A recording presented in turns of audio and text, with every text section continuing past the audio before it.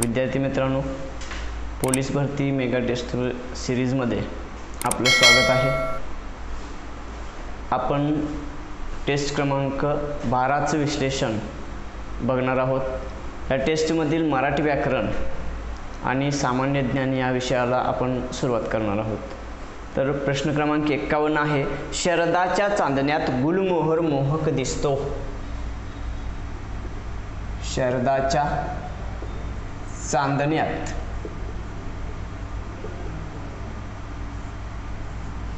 गुलमोहर मोहक दिसतो हे वाक्य आहे। तर यामधील आपल्याला काय शोधायचं आहे, तर या वाक्यातील उद्देश ओळखा। उद्देश म्हणजे काय हो? कर्ता। आपल्याला कर्ता ओळखायचा आहे आणि कर्ता जर शोधायचा असेल तर क्रियापदामधला जो धातू आहे, क्रियापदाचा धातू दिस आहे, त्याला नारा किंवा नारी प्रत्यय लावायचा आणि प्रश्न विचारायचा, दिसणारा कोण? प्रश्न विचारलं, या प्रश्नाचं उत्तर काय येईल? शरदाच्या चांदण्यात गुलमोहर दिसतो, दिसणारा कोण? गुलमोहर। म्हणून हे याचं उत्तर आहे गुलमोहर। प्रश्न क्रमांक 51चं उत्तर आहे पर्याय क्रमांक 1 गुलमोहर। त्यानंतरचा प्रश्न आहे 52, त्याने चांगला अभ्यास केला। या वाक्यातील कर्म ओळखा। त्याने चांगला अभ्यास केला।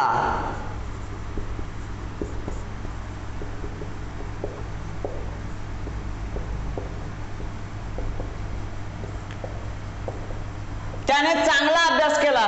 काय केला? अभ्यास। अभ्यास हे कर्म आहे, म्हणून प्रश्न क्रमांक 52चं उत्तर आहे पर्याय क्रमांक 2। त्यानंतरचा प्रश्न आहे, खाली दिलेल्या शब्दापैकी तत्सम शब्द कोणता? तत्सम शब्द म्हणजे संस्कृत मधून जसाच्या तसा मराठीत आलेला आहे तो शब्द म्हणजे तत्सम शब्द। मग यामध्ये प्रश्न क्रमांक 53चं उत्तर आहे पर्याय क्रमांक 3 ग्रंथ। त्यानंतरचा प्रश्न आहे 54, सीतेने रामचंद्रास डोळे भरून पाहिले। ही वाक्य रचना कोणत्या प्रकारची आहे? सीतेने रामचंद्रास डोळे भरून पाहिले, यामध्ये कर्ता एकच आहे आणि क्रियापद सुद्धा एकच आहे, आणि ज्या वाक्यामध्ये कर्ता एक आणि क्रियापद एक असतं ते केवळ वाक्य असतं। म्हणून प्रश्न क्रमांक 54चं उत्तर आहे पर्याय क्रमांक 1 केवळ वाक्य। त्यानंतरचा प्रश्न आहे 55, दिलेल्या वाक्यातील अव्ययाचा प्रकार ओळखा। धोत्रा म्हणून एक झाड असते, त्याच्या बिया खूप विषारी असतात। पर्याय क्रमांक 1 स्वरूप बोधक आहे। स्वरूप बोधक उभयान्वयी अव्यय आहे। आता म्हणून म्हणजे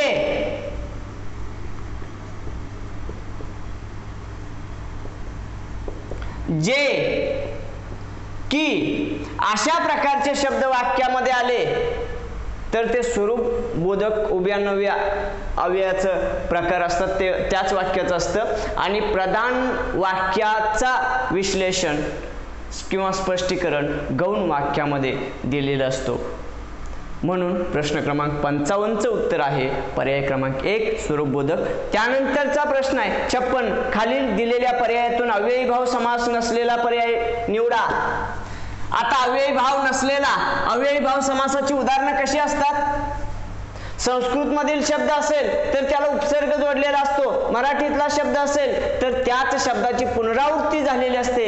असा शब्द नसणारा ओळखायचा आहे। मग यामध्ये दिलाय बेमालूम। बेमालूम हा बे म्हणजे त्यामध्ये उपसर्ग जोडलाय, बिनधास्त उपसर्ग जोडलेला आहे, बेशिस्त उपसर्ग जोडलेला आहे, आणि चौथा आहे अनिष्ट। याला हा अव्ययी भाव समासाचं उदाहरण नाही, हे न बहुव्रीही समासाचं उदाहरण आहे, अनिष्ट।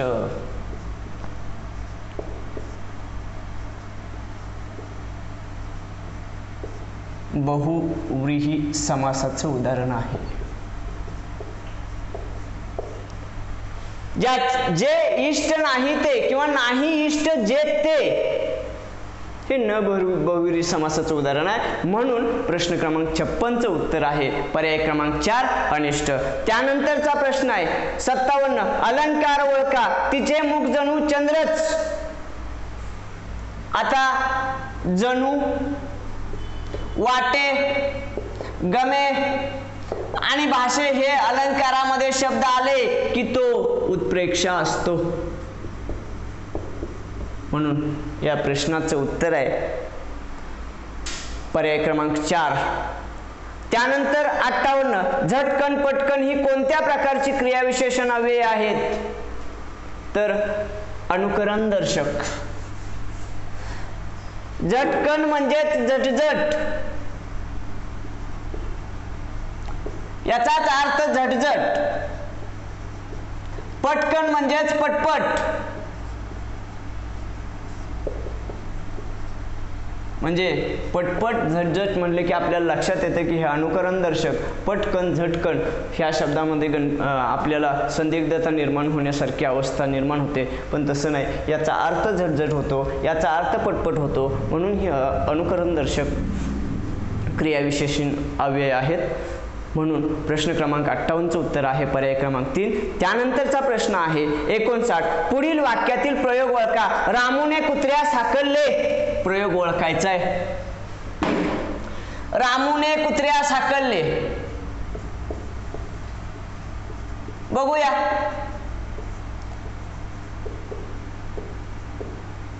जर क्रियापद कर्त्याच्या लिंगवचनानुसार बदलत असेल तर तो कर्तरी प्रयोग असतो. कर्माच्या लिंगवचनानुसार बदलत असेल तर तो कर्मणी प्रयोग असतो. आणि दोन्हीनुसारही बदलत नसेल तर तो भावी प्रयोग असतो. मग याचं लिंग बदलून बघूया.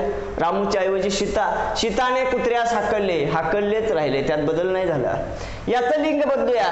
कुत्राच्या ऐवजी कुत्री घेऊया.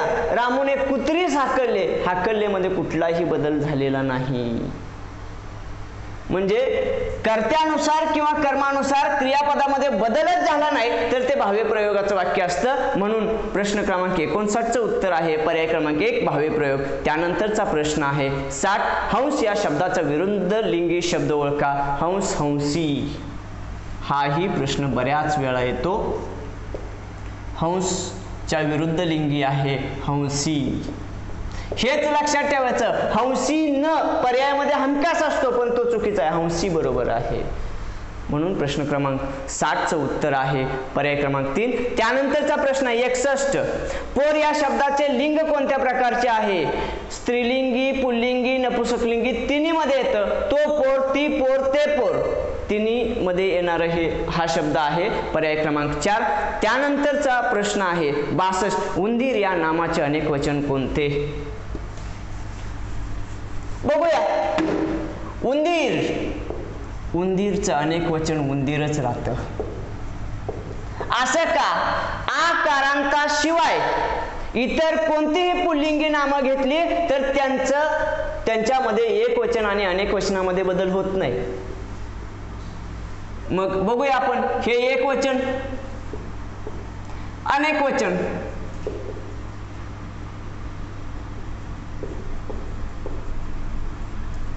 उंदीरचं उंदीरच राहिलं. उंदीर अ शेवटी स्वर येतो म्हणून अकारांत आहे, त्यामध्ये बदल झाला नाही. शत्रू घेऊया. शत्रू, शत्रू एक शत्रू आणि अनेक सुद्धा शत्रूच राहतात, म्हणजे उकारांत असलं तरी काय बदल झाला का? नाही. देव घेऊया. अकारांतच आहे, देवाचं अनेक वचन देवच राहतं, यात काय बदल नाही. मग समजा आंबा घेऊया. आंबा,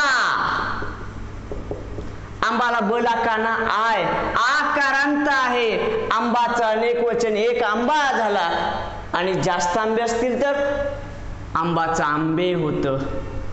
म्हणजे आकारांत पुल्लिंगी नाम असेल तर त्याचं एकारांत होतं. आकारांत सोडून कोणत्याही प्रकारची पुल्लिंगी नामं असतील तर त्यांच्या अनेक वचनामध्ये बदल होत नाही. म्हणजे अनेक वचनामधील रूप आणि एक वचनामधील रूप त्यांचं सेमच असतं. फक्त आकारांत पुल्लिंगी नामामध्येच तेवढा वचनामध्ये बदल होतो, बाकीच्या नामांच्या मध्ये तसंच राहतं.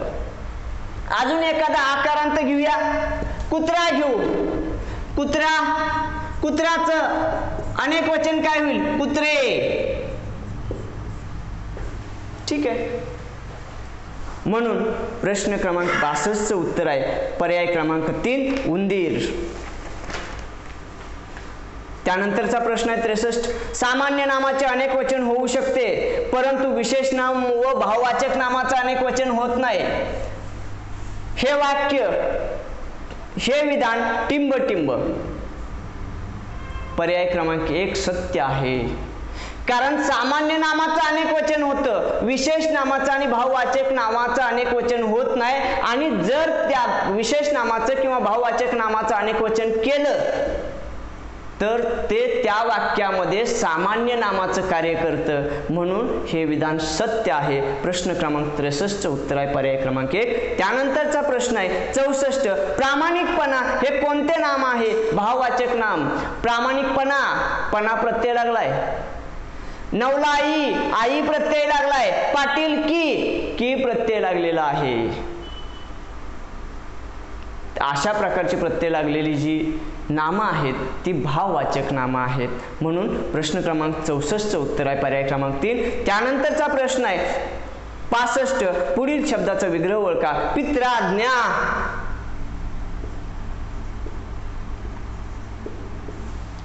पितृ अधिक आज्ञा हा विग्रह येतोय.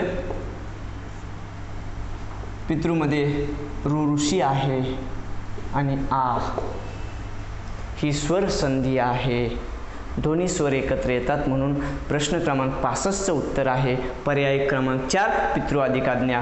त्यानंतरचा खालीलपैकी कोणता कंठ्य वर्ण कोणता? कंठ्य म्हणजे कंठामधून आवाज येतोय असा वर्ण कोणता? क. पर्याय क्रमांक 1 आहे. त्यानंतर च ट त हे च म्हणताना ते तालव्य येतंय. त म्हणताना दंत्य, कारण आपल्या तोंडातील जीभ दाताला टेकते म्हणून ते तालव्य आहे. म्हणून प्रश्न क्रमांक 66 उत्तर आहे पर्याय क्रमांक 1 क. त्यानंतरचा प्रश्न आहे 67. खालीलपैकी संयुक्त स्वर कोणते? पर्याय क्रमांक 4 आहे ओ. आता स्वरांची संख्या जर बघितली तर मराठीमध्ये स्वर एकूण 12 होते, आता 14 झालेत. 12 अधिक 2 बरोबर 14. 2009 पर्यंत 12 होते. 2009 साली त्यापूर्वी आम्ही वापरत होतो, पण आमच्या मराठी भाषेमध्ये त्याचा समावेश झालेला नव्हता. ॲ आणि अ हे इंग्लिशमधून आलेले स्वर जे आहेत त्याला महाराष्ट्र शासनानं 2009 साली मान्यता दिली. त्यामुळे ते आता 14 स्वर झाले. स्वरांची एकूण संख्या 14 आहे. आम्हाला पाहिजे काय? संयुक्त स्वर. संयुक्त स्वराचा विचार केला तर 2 स्वरांचे एकत्रीकरण असलेले स्वर पाहिजेत. मग ते कोणते आहेत? ए, आय, ओ आणि आऊ हे 4 संयुक्त स्वर आहेत. मग कोणकोणत्या स्वरांच्या पासून हे बनलेले आहेत? बघा, अ हा स्वर आहे. अ अधिक ई किंवा मोठई. आ अधिक ई किंवा मोठई यांच्यापासून आई बनला. अ अधिक उ किंवा उ पासून ओ बनला आणि औ आ अधिक उ किंवा उ पासून बनला. म्हणजे या 2 स्वरांच्या पासून एक स्वर बनला म्हणून त्याला संयुक्त स्वर म्हणतात. म्हणून प्रश्न क्रमांक 67 उत्तर आहे पर्याय क्रमांक 4 ओ. त्यानंतरचा प्रश्न आहे 68. पानिपत झाले या शब्दातील ध्वन्यार्थ ओळखा. पर्याय क्रमांक 2 सर्वनाश झाला. पानिपत झाले म्हणजे सर्वनाश झाला. त्यानंतरचा प्रश्न आहे 69. सूर्य रोज पूर्वेला उगवतो या वाक्याचा प्रकार सांगा. इथंही एकच कर्ता आणि एकच क्रियापद आहे म्हणून ते केवळ वाक्य आहे, म्हणजेच ते विधानार्थी वाक्य सुद्धा आपण म्हणू शकतो. त्यानंतरचा प्रश्न आहे 70. रोज कुठल्या तरी फॅक्टरीतला 5चा भोंगा वाजत असे तर असे आहे. म्हणजेच इथं रीती भूतकाळ आहे पर्याय क्रमांक 2. त्यानंतरचा प्रश्न आहे 71. रस्व स्वराच्या उच्चारात जो काळ लागतो त्यास टिंब म्हणतात, तर जो काळ लागतो त्यास मात्रा म्हणतात आणि मात्रा वृत्ताला जाती असे म्हणतात. आणि मात्रा वृत्तामध्ये भूपाळ्या, आरती, पाळणे, अंगाई गीत ही मात्रा वृत्ताची उदाहरणं आहेत. म्हणून प्रश्न क्रमांक 71चं उत्तर आहे पर्याय क्रमांक 1. त्यानंतरचा प्रश्न आहे 72. कर्ता कर्म क्रियापद यांच्या परस्पर संबंधांना टिंब म्हणतात. कर्ता कर्म क्रियापद यांच्या परस्पर संबंधांना प्रयोग म्हणतात. पर्याय क्रमांक 4. का तर कर्त्याच्या लिंगवाचनानुसार किंवा कर्माच्या लिंगवाचनानुसार क्रियापद बदलतंय का नाही बदलत त्यानुसार कोणता प्रयोग आहे ते ठरतं. म्हणून या प्रश्न क्रमांक 72चं उत्तर आहे 4 प्रयोग. त्यानंतरचा 73वा प्रश्न आहे, दिलेल्या शब्दाची विभक्ती ओळखा. पुस्तके.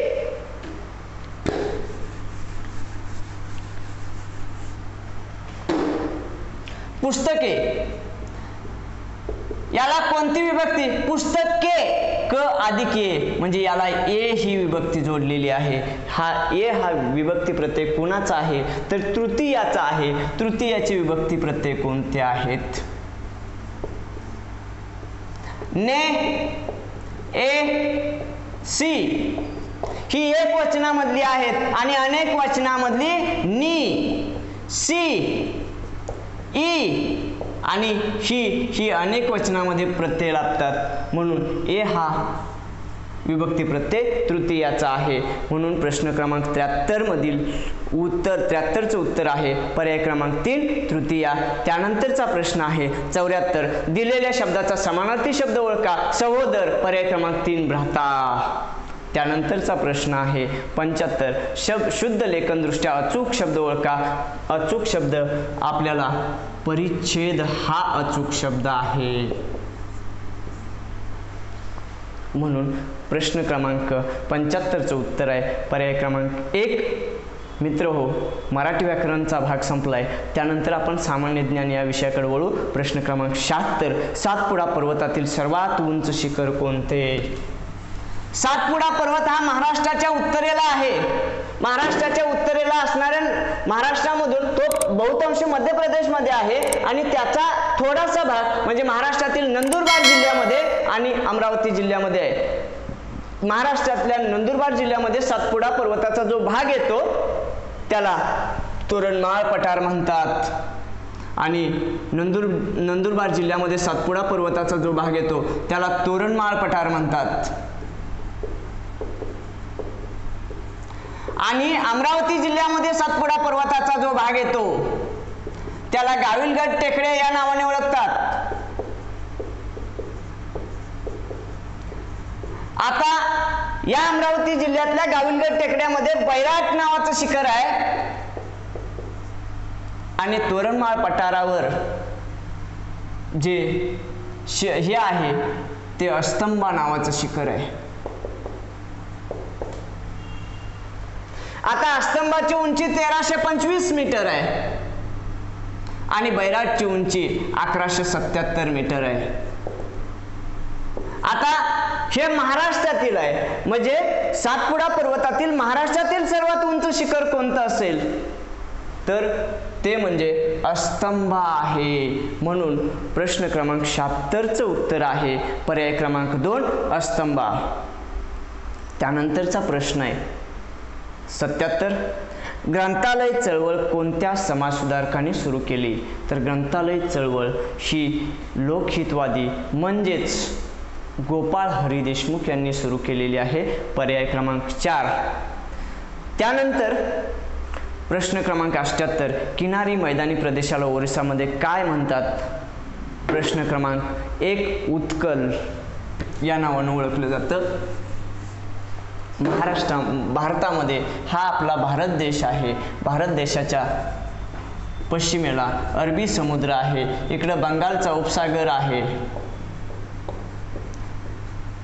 आणि त्यामध्ये बंगालच्या उपसागराला समांतर पूर्व घाट आहे आणि अरबी समुद्राला समांतर असणारा हा पश्चिम घाट आहे. इथं निलगिरी पर्वत आहे. निलगिरी पर्वतामध्ये मधील बिलिगिरी डोंगर रांगामध्ये हे दोन्ही घाट एकत्र जोडलेले आहेत. मग पश्चिम घाटाच्या पश्चिमेकडं अरबी समुद्रापर्यंतचा चिंचोळा पट्टा आणि पूर्व घाटाच्या पूर्वेकडं बंगालच्या उपसागरापर्यंतचा चिंचोळा पट्टा हा किनारी मैदानी प्रदेश या नावाने ओळखला जातो. इथं या किनारी मैदानी प्रदेशाला महाराष्ट्रात कोकण, गोव्यामध्ये कोकण, कर्नाटकामध्ये कारवार किंवा कानडा म्हणतात, केरळमध्ये मलबार म्हणतात,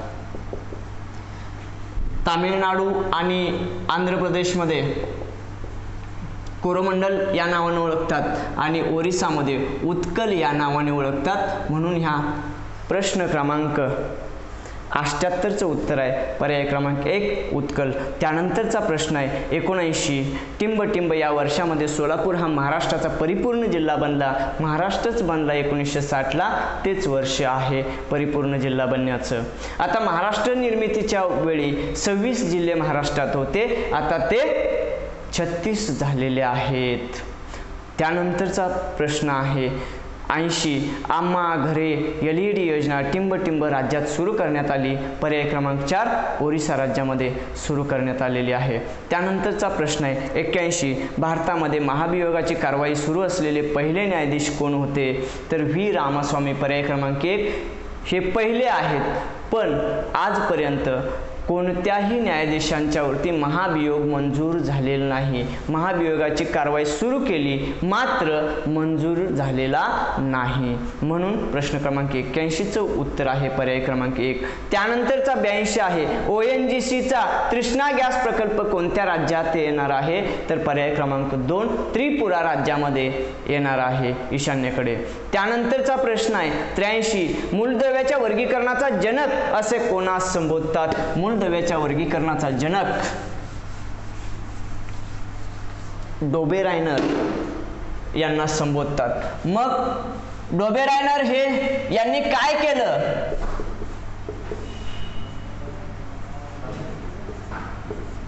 यांनी मूलद्रव्यांचं सर्वप्रथम वर्गीकरण केलं ते त्रिकांच्यामध्ये त्यांनी वर्गीकरण केलं. ते कोणत्या देशाचे होते? जर्मनीचे होते.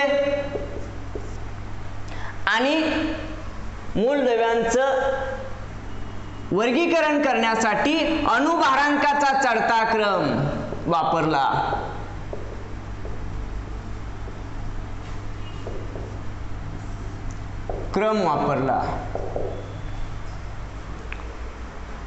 त्यानंतर न्यूलँड्सनी वर्गीकरण केलं, त्यांनी अष्टकामध्ये वर्गीकरण केलं, त्यांनी सुद्धा अणुभारांकाचा चढता क्रम वापरला.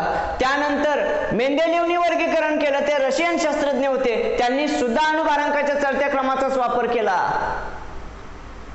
म्हणून या तिघांच्या वर्गीकरणामध्ये दोष आढळले आणि इंग्रज शास्त्रज्ञ मोसले यांनी आधुनिक आवर्त सारणी मांडली. त्यामध्ये मात्र त्यांनी अणुभारांकाच्या ऐवजी अणुअंकाचा चढत्या क्रमाचा वापर केला, म्हणून ती आधुनिक आवर्त सारणी बनलेली आहे सध्याची जी वापरात आहे ती. म्हणून प्रश्न क्रमांक 83चं उत्तर आहे पर्याय क्रमांक 1 डोबेरायनर, म्हणजे मूलद्रव्याच्या वर्गीकरणाचा जनक डोबेरायनर. त्यानंतरचा प्रश्न आहे 84 महाराष्ट्र राज्यातील पश्चिम घाटातील सर्वोच्च शिखर टिंब आहे. आता पश्चिम घाट म्हणजेच महाराष्ट्रात असणारं सह्याद्री मधलं सर्वात उंच शिखर. महाराष्ट्रातलं सर्वात उंच शिखर सुद्धा कळसुबाईच आहे.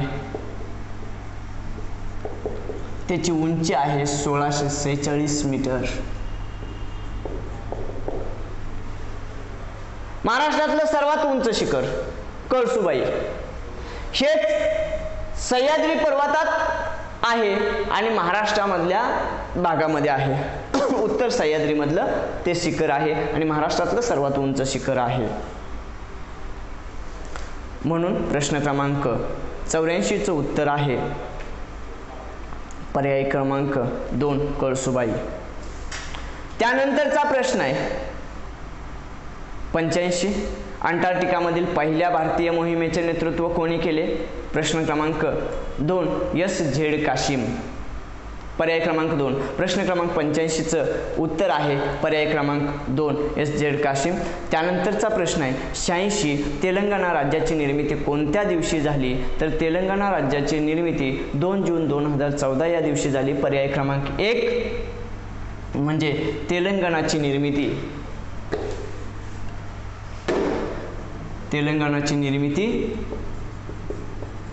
2 जून 2014 या दिवशी आंध्र प्रदेशमधून हे राज्य विभक्त झालं. आता या राज्याला मंजुरी काँग्रेस सरकारनं दिली, मात्र हे अस्तित्वात आलं मोदी सरकारच्या काळामध्ये. कारण 26 मे 2014 या दिवशी नरेंद्र मोदी हे पहिल्यांदा पंतप्रधान झाले आणि त्यांनी त्या दिवशीच 26 मे 2014 या दिवशी पंतप्रधान पदाची शपथ घेतलेली होती. त्यापूर्वी 18 फेब्रुवारी 2014ला लोकसभेमध्ये काँग्रेसने मंजुरी दिली होती, म्हणजे लोकसभेमध्ये मंजुरी या विधेयकाला मिळाली, तेलंगणा विधेयकाला. 20 फेब्रुवारी 2014 या दिवशी तेलंगणा विधेयकाला राज्यसभेत मंजुरी मिळाली. 1 मार्च 2014 या दिवशी राष्ट्रपतींनी या विधेयकावर सही केली आणि त्यानंतर 4 मार्च 2014 या दिवशी घोषणा केली की 2 जून 2014 पासून तेलंगणा हे राज्य अस्तित्वात येईल. त्यानुसार निर्मिती झालेली आहे. म्हणून प्रश्न क्रमांक 86चं उत्तर आहे पर्याय क्रमांक 1. त्यानंतरचा प्रश्न आहे 87. धन विधेयक राज्यसभा जास्तीत जास्त किती दिवस स्वतःकडे ठेवू शकते? तर 14 दिवस स्वतःकडे ठेवू शकते, पर्याय क्रमांक 2.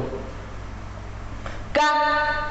तर धन विधेयक हे मंजूर करण्याचा, त्यामध्ये बदल जास्त करण्याचा सर्वाधिक अधिकार लोकसभेला आहे. धन विधेयक हे राष्ट्रपतींच्या संमतीनं पहिल्यांदा लोकसभेतच मांडलं जातं, सर्व पहिल्यांदा राज्यसभेत मांडता येत नाही. लोकसभेत मंजूर झाल्यानंतर ज्या दिवशी राज्यसभेमध्ये जाईल त्या दिवसापासून 14 दिवसापर्यंत राज्यसभेनं जर धन विधेयक मंजूर केलं नाही तर ते मंजूर झालं असं मानलं जातं. म्हणून धन विधेयक जास्तीत जास्त 14 दिवस राज्यसभा स्वतःकडे ठेवू शकते, हे बरोबर आहे. म्हणून 87 प्रश्न क्रमांक 87चं उत्तर आहे पर्याय क्रमांक 2. त्यानंतरचा प्रश्न आहे 88. पोर्तुगीजाद्वारे खालीलपैकी कोणत्या भारतीय शहराला कलाबे दे ठाणा म्हणून संदर्भिले जात होते? कलाबे दे टाणा.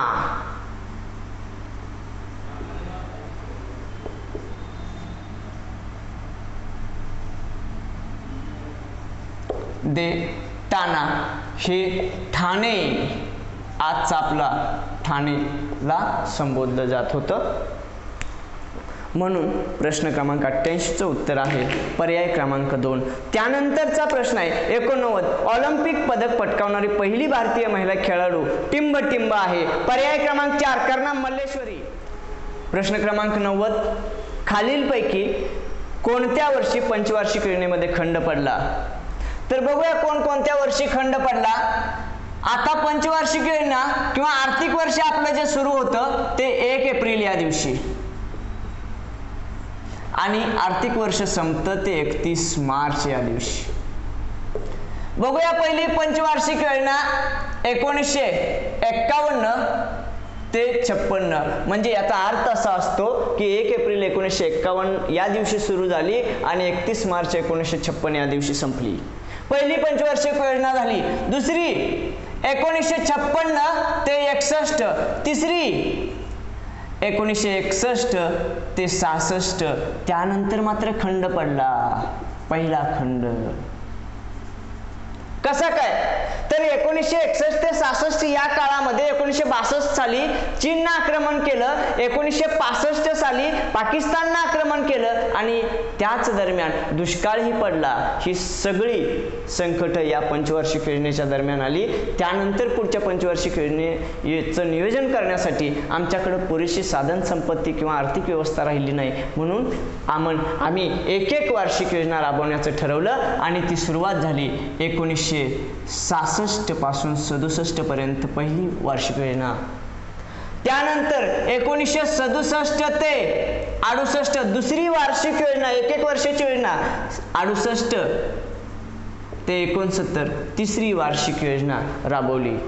आता 1966-67 मध्ये आम्ही आधुनिक तंत्रज्ञानाचा वापर करायला सुरुवात केली आणि हरित क्रांती घडून आली. 1966-67 मध्ये जे आधुनिक तंत्रज्ञान वापरलं त्याचं उत्पादन 67-68 मध्ये आलं. 68-69 मध्ये आम्ही स्थिर स्थावर झालो आणि आमच्याकडं सुबत्ता आली आणि म्हणून ही 3 वर्ष पूर्ण झाल्यानंतर परत एकदा पंचवार्षिक योजना राबवायला सुरुवात केली. म्हणजे या काळात आमची हरित क्रांती झाली. 66 ते 69 या काळामध्ये आमची हरित क्रांती झाली. बघूया त्यानंतर चौथी पंचवार्षिक योजना 1969 ते 74.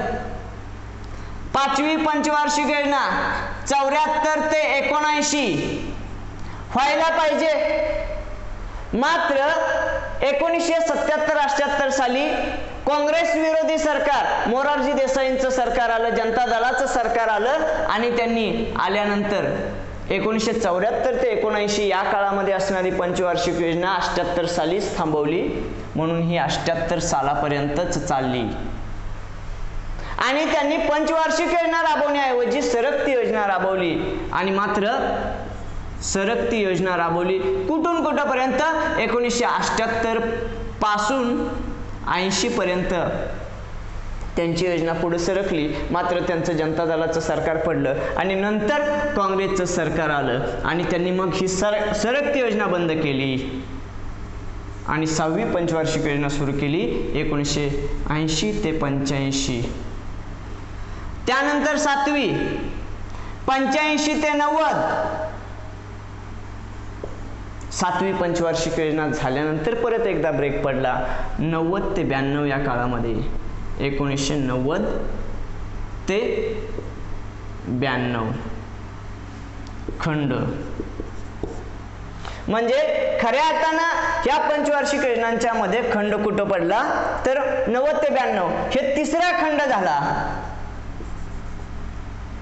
त्यानंतर 8वी योजना सुरू झाली 1992 ते 97.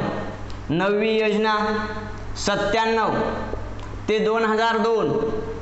10वी योजना 2002 ते 2007.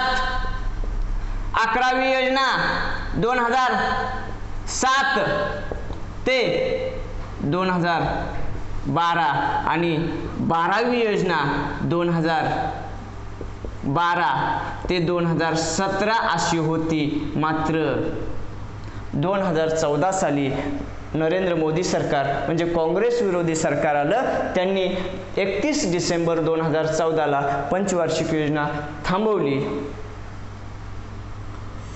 2014 पर्यंत चालली आणि त्यानंतर नीती आयोग आला.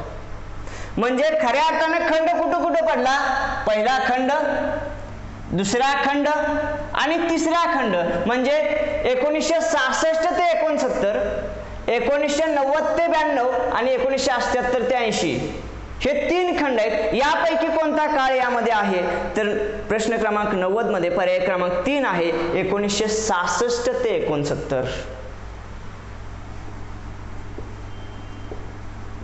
म्हणून प्रश्न क्रमांक 90चं उत्तर आहे पर्याय क्रमांक 3. त्यानंतरचा प्रश्न आहे 91. शांती स्वरूप भटनागर पुरस्कार टिंब टिंब यासाठी दिला जातो, तर विज्ञानामध्ये अद्वितीय योगदान देणाऱ्यासाठी हा पुरस्कार दिला जातो. त्यानंतरचा प्रश्न आहे 92. वर्तमान म्हणजे सध्याच्या नाशिक जिल्ह्याला मुघल कालावधी दरम्यान टिंब टिंब म्हणून ओळखले जात होते, तर गुलशनाबाद या नावानं नाशिक जिल्ह्याला ओळखलं जात होतं किंवा नाशिकला ओळखलं जात होतं. त्यानंतरचा प्रश्न आहे 93. पंचायत राजला घटनात्मक दर्जा देण्यासाठी कोणती घटना दुरुस्ती झाली. लक्षात ठेवा, पंचायत राज म्हटल्यानंतर आपल्याला लक्षात येतं की 73व्या आणि 74व्या घटना दुरुस्तीनं पंचायत राजला घटनात्मक दर्जा दिला असं आपण सरळ म्हणून जातो, पण ते चुकीच होईल. पंचायत राज म्हणजे ग्रामीण स्थानिक स्वराज्य संस्था. लक्षात ठेवा, म्हणजे ग्रामपंचायत, पंचायत समिती, जिल्हा परिषद हे तिन्ही मिळून पंचायत राज म्हणतात. आणि याला जो घटनात्मक दर्जा दिला ती घटना दुरुस्ती आहे, 73वी दुरुस्ती आहे, 73वी घटना दुरुस्ती. मग 74वी काय आहे, 73 74वी आपल्याला वाटतं एकत्र, तर नगरपालिका. आता नगरपालिका हे हेडिंग आहे, त्यामध्ये महानगरपालिका आली, नगरपालिका आली, नगर परिषद आली, नगरपंचायत आली, औद्योगिक वसाहत प्राधिकरण हे सगळे घटक आले, यांना घटनात्मक दर्जा दिला. म्हणजेच नगरपालिकांना घटनात्मक दर्जा जो मिळाला तोच 74व्या घटना दुरुस्तीनं. म्हणजे पंचायत राजला घटनात्मक दर्जा 73व्या घटना दुरुस्तीनंच मिळालेला आहे. नगरपालिकांना घटनात्मक दर्जा 74व्या घटना दुरुस्तीनंच मिळालेला आहे. पंचायत राजला ग्रामीण स्थानिक स्वराज्य संस्था असं म्हणू शकतो. नगरपालिकांना नागरी किंवा शहरी स्थानिक स्वराज्य संस्था असं म्हणू शकतो. त्यानंतर या पर्यायामध्ये 52वी घटना दुरुस्ती दिलेली आहे. 52वी घटना दुरुस्ती जी आहे ती पक्षांतर बंदी कायदा. 52व्या घटना दुरुस्तीनं पक्षांतर बंदी केलेली आहे. म्हणून प्रश्न क्रमांक 93चं उत्तर आहे पर्याय क्रमांक 1. त्यानंतरचा प्रश्न आहे 94. खालीलपैकी कोणती संस्था पंडिता रमाबाई यांनी स्थापन केली? कृपा सदन, बातमी सदन, सदानंद सदन. पर्याय 4 आहे वरील सर्व. कृपा सदन हे पतित स्त्रियांच्यासाठी यांनी स्थापन केलेलं आहे पंडिता रमाबाईंनी. बातमी सदन हे अंधांसाठी आणि सदानंद सदन हे अनाथ मुलांच्यासाठी स्थापन केलेले आहे. ही तिन्ही सदनं पंडिता रमाबाईंनी स्थापन केलेली आहेत. मात्र घोटाळा होण्याची शक्यता एक आहे की पंडिता रमाबाई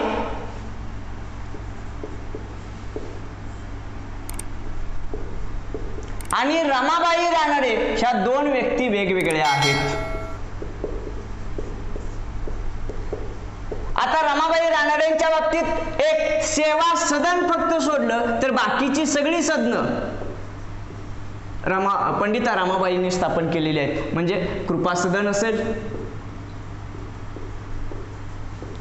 सदानंद सदन मगाशी सांगितलंय ते, बातमी सदन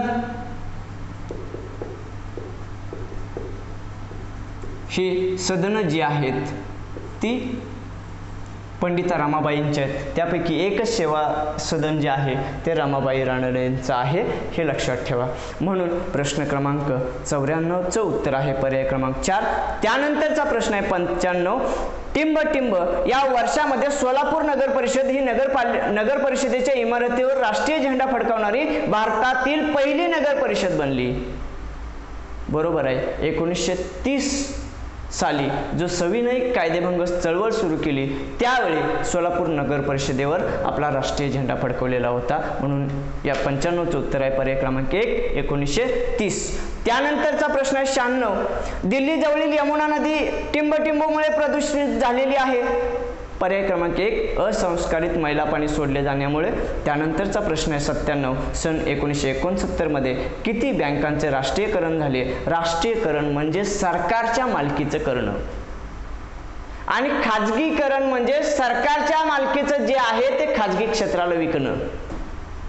म्हणजे या राष्ट्रीयकरण आणि अराष्ट्रीयकरणामध्ये काय काय हे होतंय बघू. राष्ट्रीयकरण सरकारच्या मालकीचं करायचं म्हणजे खाजगी कंपन्यांना, खाजगी मालकाला त्याची किंमत द्यायची. म्हणजे सरकारनं पैसे गुंतवायचे म्हणजेच गुंतवणुकीकरण.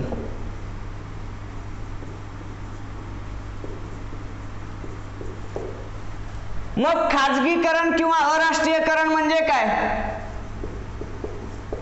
जे सरकारच्या मालकीचा जो व्यवसाय आहे जे आहे ते खाजगी मालकीचं करायचं. म्हणजे ती वस्तू खाजगी मालकाला विकल्यानंतर खाजगी मालकाकडून सरकारला पैसे मिळणार. म्हणजे जी गुंतवणूक झालेली आहे ती सरकारला परत मिळणार. म्हणजेच निर्गुंतवणुकीकरण.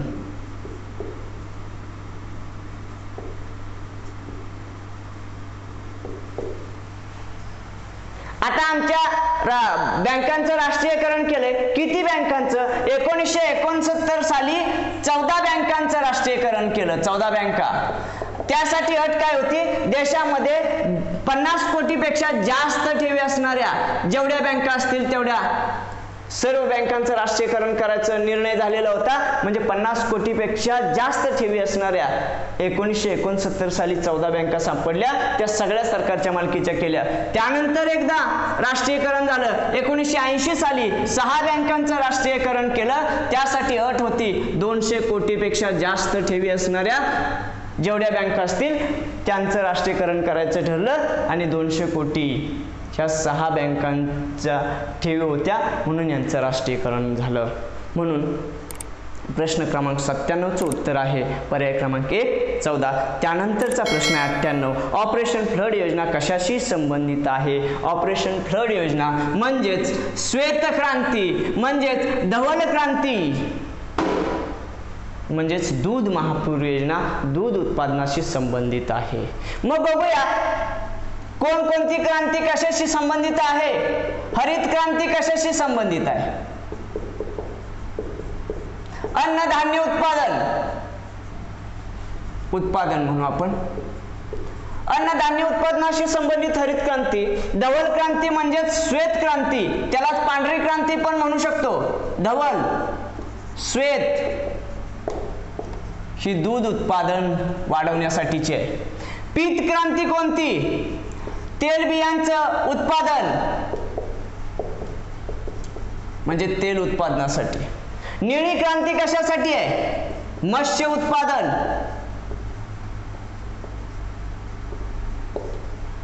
लाल क्रांती टोमॅटो किंवा मांस, आणि मांस उत्पादनासाठी लाल क्रांती आहे. आणि काळी क्रांती पेट्रोलियम उत्पादनासाठी किंवा खाणीतील उत्पादन घेण्यासाठीची काळी क्रांती आहे. या क्रांती आहेत. म्हणून प्रश्न क्रमांक 98चं उत्तर आहे पर्याय क्रमांक 2 दूध उत्पादन. त्यानंतरचा प्रश्न आहे 99. खालीलपैकी कोणते अणुऊर्जा केंद्र तामिळनाडूमध्ये आहे? पर्याय क्रमांक 2 कल्पकम हे तामिळनाडूमध्ये आहे, कैगा कर्नाटकात आहे, तारापूर महाराष्ट्रात आहे आणि काकरापार गुजरातमध्ये आहे. त्यानंतरचा शेवटचा प्रश्न आहे प्रश्न क्रमांक 100. सिल्वर फिश हा कोठे आढळतो? सिल्वर फिश म्हणजेच वाळवी, लक्षात ठेवा. मग आता वाळवी म्हटल्यानंतर लक्षात येते सिल्वर फिश म्हणजेच वाळवी, जी पुस्तकांना लागते ती वाळवी. आणि बराच काळ एकाच ठिकाणी पुस्तकं ठेवली तर पुस्तकं कुरतडून ती वाळवी खाते, मग तोच सिल्वर फिश. म्हणून प्रश्न क्रमांक 100चं उत्तर आहे पर्याय क्रमांक 4 जुनी पुस्तके. सिल्वर फिश म्हणजेच वाळवी. यानंतर मित्रांनो आपण पुढील टेस्टमध्ये मराठी व्याकरण आणि सामान्य ज्ञानचं परत एकदा विश्लेषण बघूया. त्यापूर्वी मित्रांनो आम्ही जितका आमच्या परीनं शक्य आहे तितकं संभाव्य प्रश्न काढून तुमच्यापर्यंत पोहोचण्याचा, तुम्हाला विश्लेषण देण्याचा प्रयत्न करत आहोत. पण तुम्ही सुद्धा प्रयत्न करून अभ्यास चांगला करायला पाहिजे. लवकरच पोलीस भरती येईल हे महत्त्वाचं आहे. तुम्ही अभ्यास करत राहा. आम्ही तुम्हाला जास्तीत जास्त डाटा पुरवण्याचा प्रयत्न करतोय, त्याचा तुम्ही लाभ घ्या. तुम्ही स्वतः घ्याच, तुमच्या मित्रांनाही सांगा, हे विश्लेषण ऐकायला लावा. त्यानंतर थांबूया. धन्यवाद.